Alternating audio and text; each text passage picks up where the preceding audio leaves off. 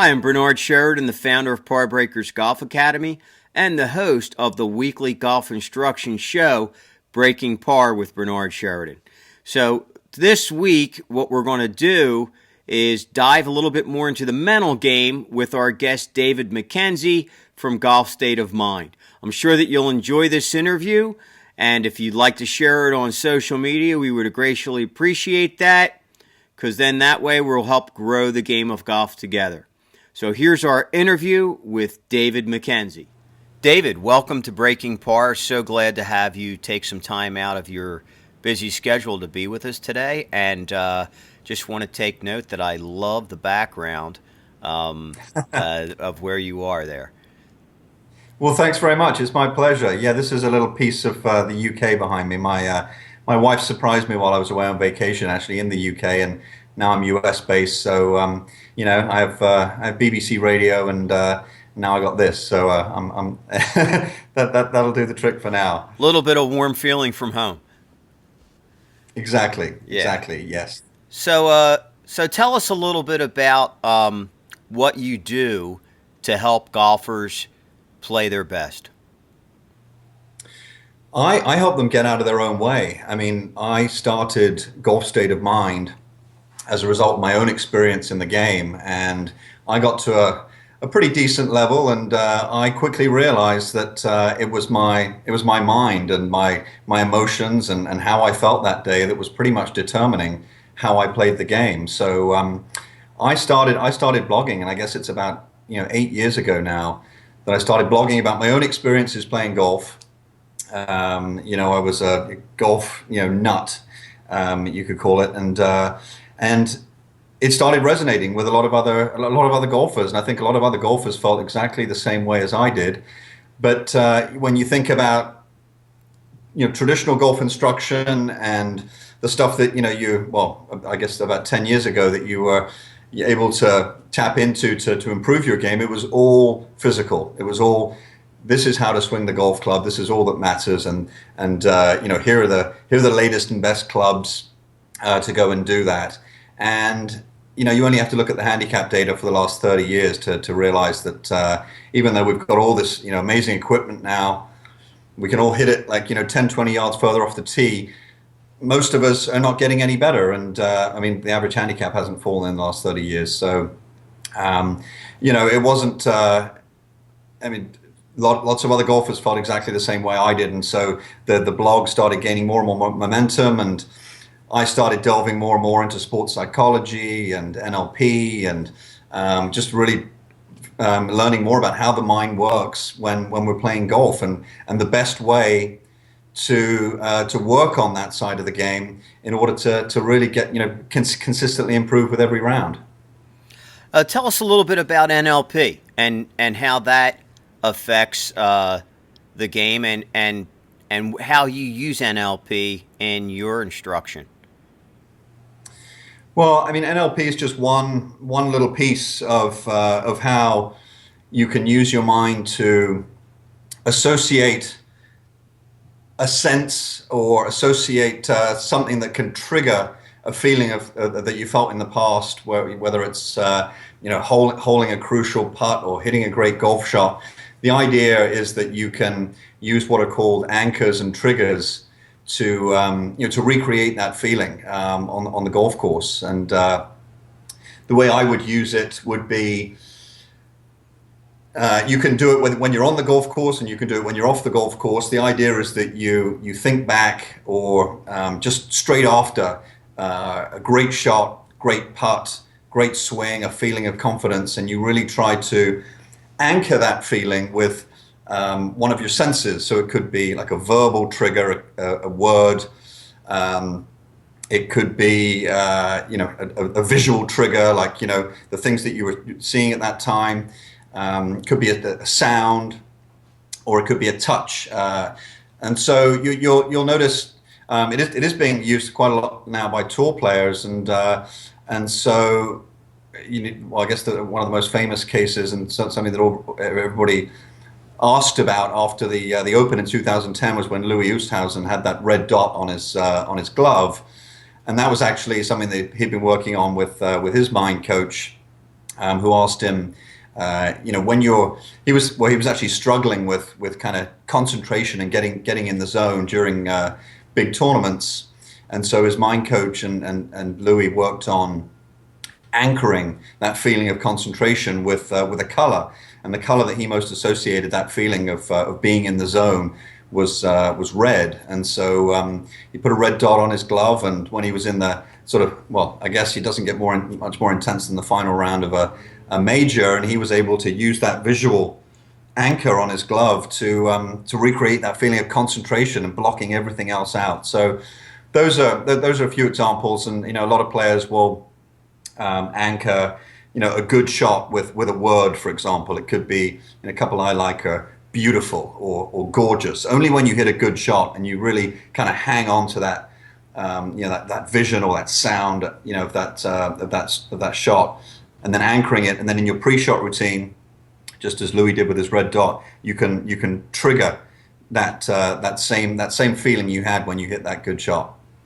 So depending upon, I guess, the player too, some players are more visual, some players are more auditory, some players are more feel. So they could use one of those type of anchors that works best for them, for the type of person that they are. And then once they hit that great shot, then kind of incorporate that anchor after that great shot. Exactly. I mean, and that's another good point that you made there. The mental game coaching, one shoe doesn't fit all sizes. It's or one size doesn't fit all. It's a very personal thing. And as you just said, with the anchoring, some people are more visual. Some people, respond better or can anchor these experiences better with sound. It could be the sound of the ball hitting the club hitting the ball. It could be the ball going in the cup. So when you're practicing, play around with those four senses that we just talked about.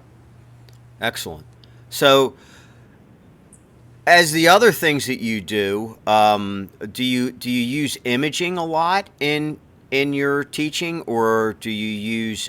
Is there meditation used in your teaching? Is there anything of that nature? I know that I've read some of the blogs that you've done, and that's part of the reason why I asked you to be on the show. I feel that you have some really good insight into the mental side of the game, and I think that that's a huge part of the game that people need to understand and to embrace, and to because I think once you get the physical parts down, most of it is mental, and those physical parts are essentially planted in the bank of your brain that creates that muscle memory, like the basal ganglia, and essentially and in the cerebellum. So that information is anchored in the, or is, I want to say not anchored, but that information is in there. So do you use ways that that give the student an opportunity to get to that information and access it quickly, with by maybe using a thought process, or maybe a not using a thought process? Yeah, that's a good question. All of this is about a process, and where I start with all students is shifting focus from outcome scores, their performance, how they look, how they might be comparing themselves to other players, all to process. How you're playing, how you're scoring is out of your control. You can influence how you score, but for the most part, it's out of your control. So it's shifting your focus from what's out of your control to what's within your control. And what is within your control is the process that you manage every time you go out and you play golf. So that sort of fundamental is where I start, because so many golfers, whatever level, will go to the golf course with shooting a good score in mind. Or, if you're, coming down with 3 holes to go and you're on the, on for a really good score, you're shifting to outcome focus, which is always going to hurt your game, because with the emotional nature of golf, and we've all experienced it. The more you can focus on those things that are within your control, the better your scores are going to be in the long run. So going back to the first part of your question about imaging and meditation, I think that there are fundamentals to a good process, and those are, having good core strategy, having, good visualization, and players can visualize to various degrees, and but I do think it is something that you can work on, and then marrying that visualization with feelings, not technical thoughts about your swing, and really learning how to commit and trust to every shot that you're going to hit, and then and as you said, the thought process kind of ends at that strategy point, and then when you're going into that visual feel zone, it's very much you're doing it without thinking, and the more you can kind of make golf as reactionary a game as you can, and obviously it's not a reactionary game because there's a little white ball standing stationary in front of you, and you have to hit that, and that's why golf is a difficult game, because you have plenty of time to allow all these negative thoughts, whereas in other games like soccer and basketball, baseball, you're reacting to a ball that's moving.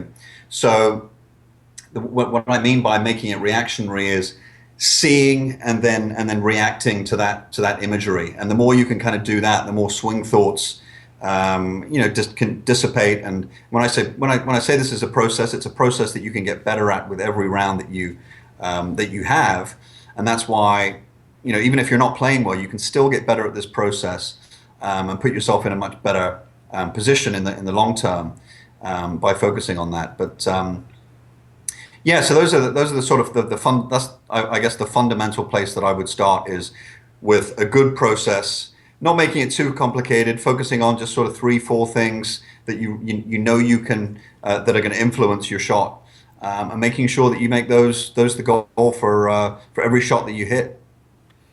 Now, when a student has a bad shot or a poor shot, what is a process that you suggest to them to not carry that with them through the round?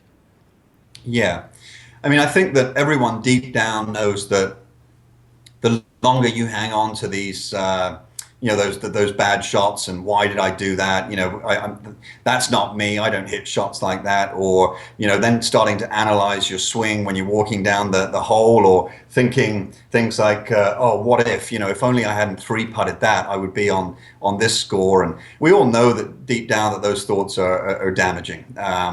And it's all about kind of minimizing those feelings. We're all going to have those feelings. Those are just emotions that you're going to come into your head. Whether you're the world number one, or whether you're a weekend player, you're going to be disappointed in certain shots. But it's how long you hold on to that for is really going to determine how well you go on and play the next shot. So techniques, and there's a saying in golf actually that I don't know where I heard it, but I like it. Golf is 10% what you do and 90% how you respond to what you do. So you have to respond well, and that could be like a process goal that you set yourself at the beginning of the round. Today, I'm gonna respond well. I know I'm gonna hit a certain percentage of misses. Even the tour players are missing 1 in 3 fairways, 1 in 3 greens. But for some reason, we all try to become perfectionists when it comes to golf, no matter what our ability level. So techniques that I like are, first of all, having that acceptance built into your process. So I know that I'm going to give this shot my best intention. I've got to pick my target, but if it doesn't go where I want it to go, then I'm going to accept it and move on. And so I would recommend first starting with that, and then having some kind of physical action that you can associate with the shot being over. So you might have heard of Tiger's 10 pace rule, where he allowed himself to get frustrated, but then 10 paces after the shot, that was it. That was his signal to switch off his golf brain. And so you could try something like that, or it could be the physical action of putting the club back in the bag. It could be the sound of taking your glove off, the Velcro on your glove. or you could say something to yourself, or a deep breath, and then we're talking about the post-shot routine here. But something to signal to you that that shot is over. And I don't say that don't do any kind of review of that shot. I think if you can do kind of a 10-second review of a shot, and make a swing that you felt like you should have made, or but as long as it only lasts, no longer than 10 seconds, and then it's time to switch off your golf brain. And when I mean switch off your golf brain, I mean it's time to stop thinking about golf and just try to take in your surroundings.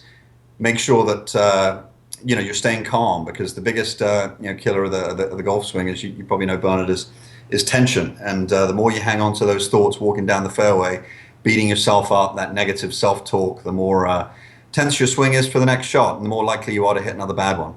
Sure. So how do you feel about self-talk? I know that some players will say, I don't have a lot of internal self-talk. Others will say, I have tons of internal self-talk. But I think that we all have some form of self-talk, and it especially when we're playing golf. After we hit a shot, I know that for me, what I'll do is I'll always try to have, if it's a poor shot, I'll try to let the shot go. I'll try to bury it. And then I'll try to have positive self-talk as to what I'm going to do next. Like I'll say, that's okay. You can still make par here. It's not, let's just go get the next shot. And when we see it, then we'll worry about what's going to happen then and how we can pull this off. Because some of the greatest players, and the one who comes to mind to me is Seve. He would make a lot of bad shots, but he would recover from those bad shots. That's really what his whole game was about, was that recovery process. I'm not sure what type of self-talk he had, but whatever it was, it sure as heck worked. Yeah. Yeah, I think you're right. And everyone's different in the amount of sort of firing up they need. I mean, you think about players like Ian Poulter. He plays better when he really fires himself up, and other players play better when they're in a kind of calmer state. But I think that it's being aware. A big part of this mental game is being aware of what's happening out there, and that's why I said earlier that even during a bad round, you can learn very valuable things about yourself and what you need to do in your mental game in order to play better.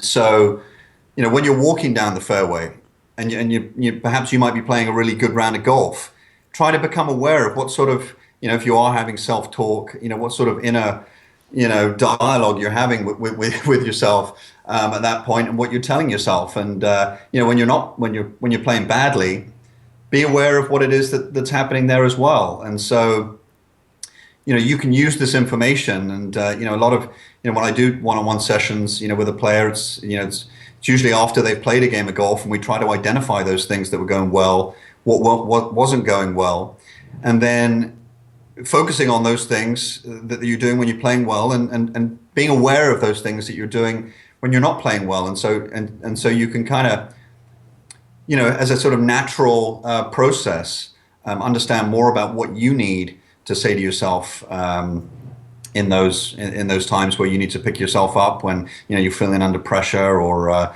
you can feel the sort of the demons working away at you there, about how good a player you really are, and whether your golf swing's really good enough, and all that kind of stuff. And so I would have a few sort of key phrases, and I did I contributed an article on my site recently, which I really like, and it's about the idea of neutral thinking versus positive thinking, and how positive thinking can kind of set you up for failure. In that, let's say, for example, you just said you can still make par here, or thinking I can make this putt. If I make this putt, then I can still keep on with my good score, or I can hit this fairway. When if you're saying those kinds of things to yourself, then what happens if you don't hit that fairway or you don't make that putt lips out, you're kind of, you're disappointed.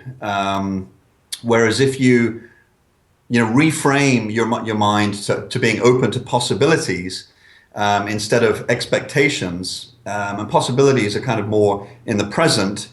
If you're thinking, I'm going to make a par here, or I can still make a par here, you're moving your focus from the present to the future. And so the more you can, as a sort of reframing, as that the examples that I just gave, is this possible that I can hit this fairway? Is this possible that I can make this putt? And the only answer you can give yourself is, yes, it is possible.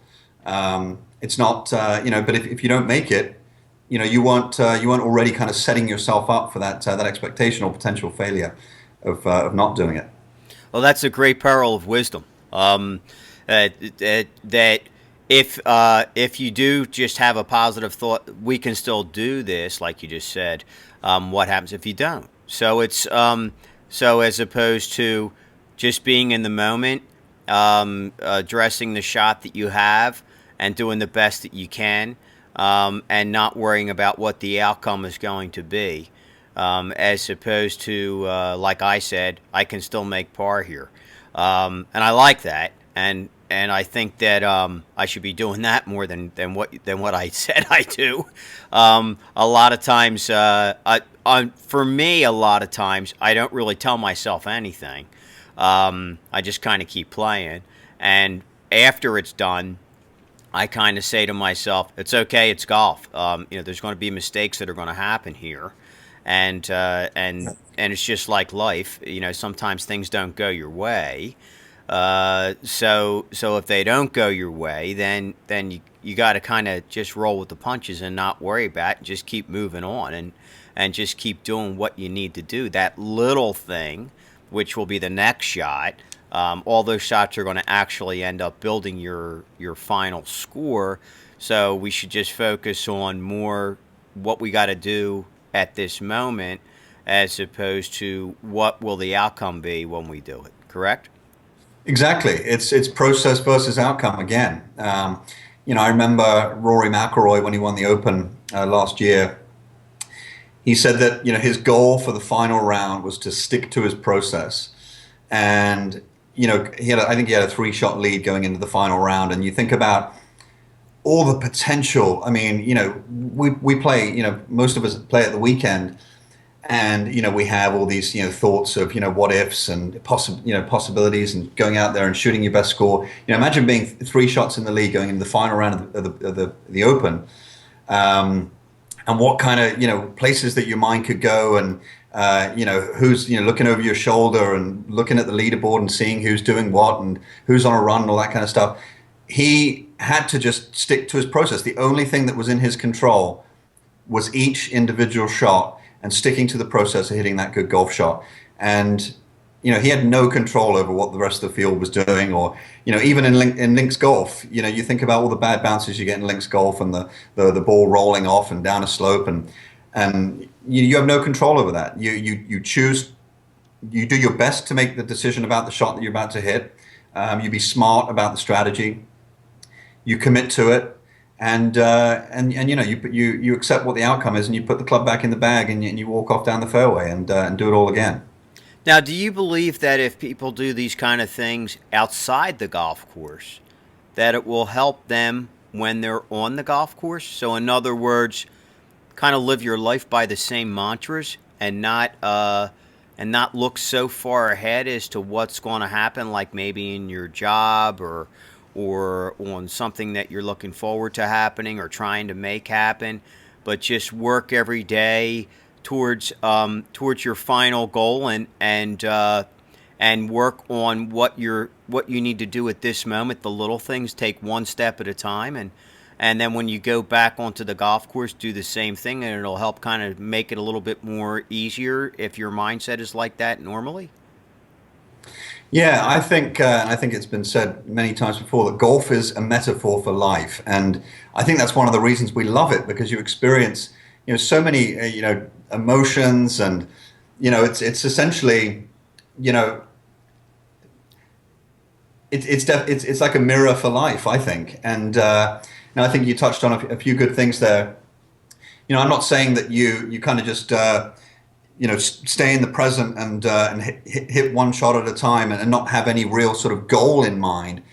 You certainly want to make sure that your goals are well defined, clearly written out and verbalized. If you want to be, if you're a young junior player and your dream is to win the Masters, have a picture of that green jacket on your wall and keep those goals in your mind. I think that really helps for motivation and drive, and then shorter term goals, being specific about areas of your game that you need to work on, and then building a plan around that to improve those areas. But I think you're right. I think that there's so many areas where golf is we can benefit from the stuff that we're learning to apply to our golf games that would help us equally in our daily lives, like being better at concentrating. And I mean, I'm like most people. I've got all the social media notifications going off and the phone ringing and text messages and all this kind of stuff. I think concentration is just becoming harder and harder for people generally. So I think that if you can do exercises to improve your concentration, that could be meditation that you mentioned earlier. It could be just turning off all your electronic devices and just focusing on reading or whatever it is to help you become more singular in your focus. I think that's going to help your golf game. And so yeah, I would say that that's probably most of all what I think people need to work on in this so the mental skills is the concentration and being able to focus on your process, and because it's easier said than done to go out there. All I've got to do is go through the steps of my shot routine and accept every shot and then switch off in between shots.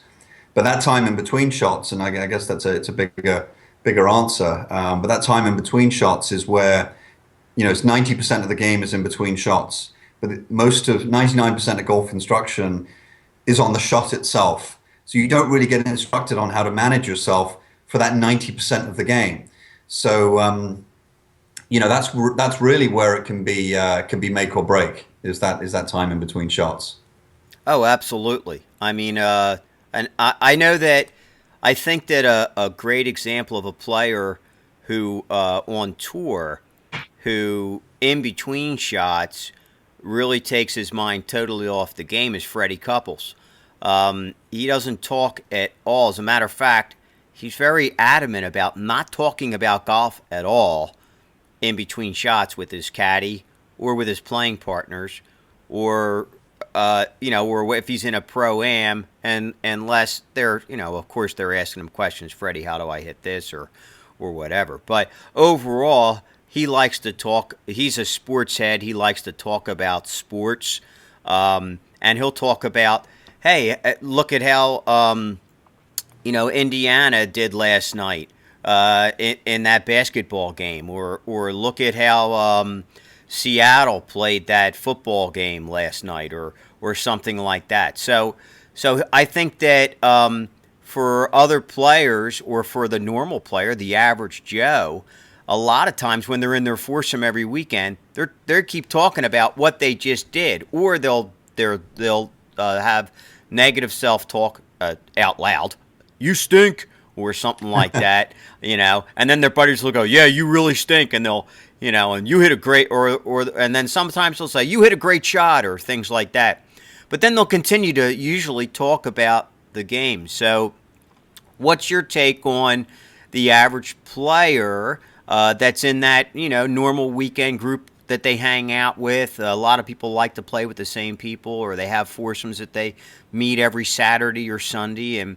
And what should they really be talking about? Should they be talking about golf in between shots, or should they just be trying to not worry about golf in between shots and enjoy each other's company and what's going on with the day, and just talk about whatever, and just have a good time? Yeah, I mean, there's several different things going on there. I mean, I think that first of all, Freddie Couples is a great example of how to play relaxed golf. I mean, you look at him in between shots, and as you say, he's bantering and joking around, talking about sports. he's switching off his golf brain, and that is what when you're going to experience your best golf, it's going to be when you're just in the present. You're not thinking about your swing, you're not thinking about your score, you're thinking about things that are going to make you feel relaxed.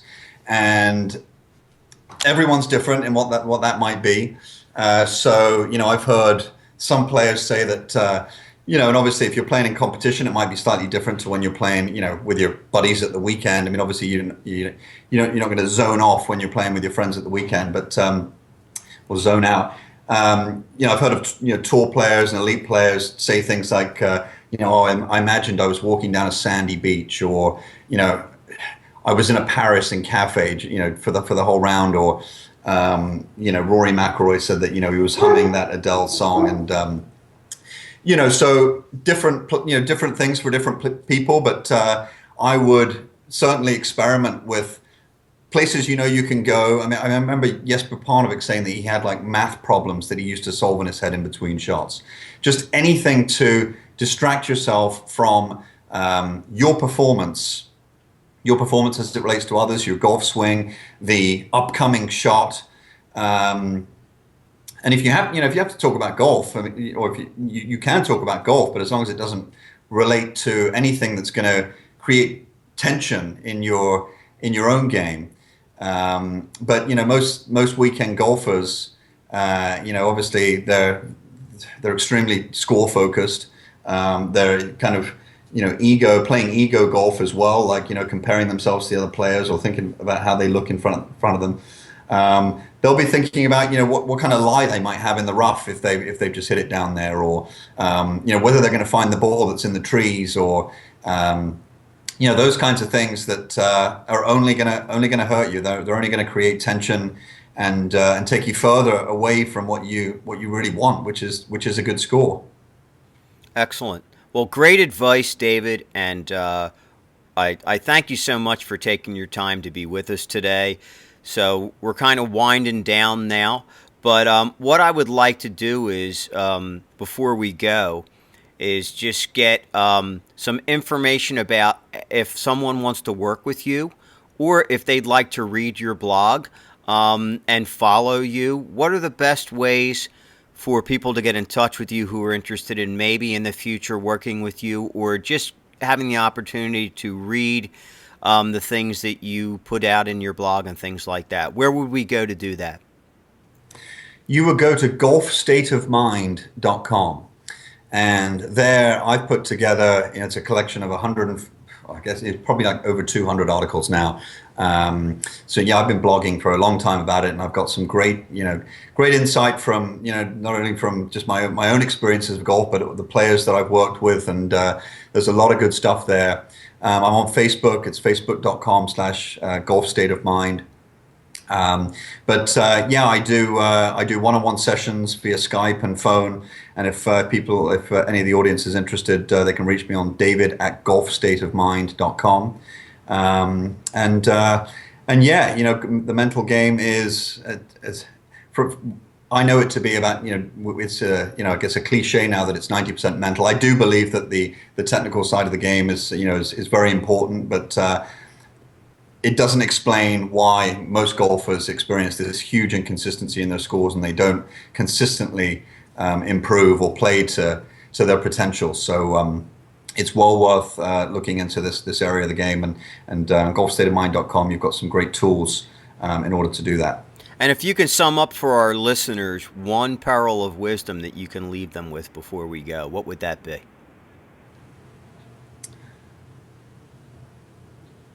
I would say enjoy the game. We spend a lot of our valuable free time playing the game, and I think some of us lose sight of why we play the game. It just becomes an ego trip, and I think about why you originally, when you hit your first golf shot, that feeling that you got from that, and what really excites you about the game of golf. And if you can, have that sort of attitude of gratitude instead of it all being about score, because if you make it all about score, then you're for the most part setting yourself up for disappointment. and remember why you love the game. I mean, it's a fantastic game, and it's not just about what numbers go on the scorecard. I love what you just said there. Attitude of gratitude. That's fantastic. David, thanks again, and it was an absolute pleasure speaking with you, and looking forward to talking to you again in the future. And as we say here at Breaking Par, until we meet again, try to keep it in the short grass. Thanks, Bernard. I really appreciate it. All right, take care.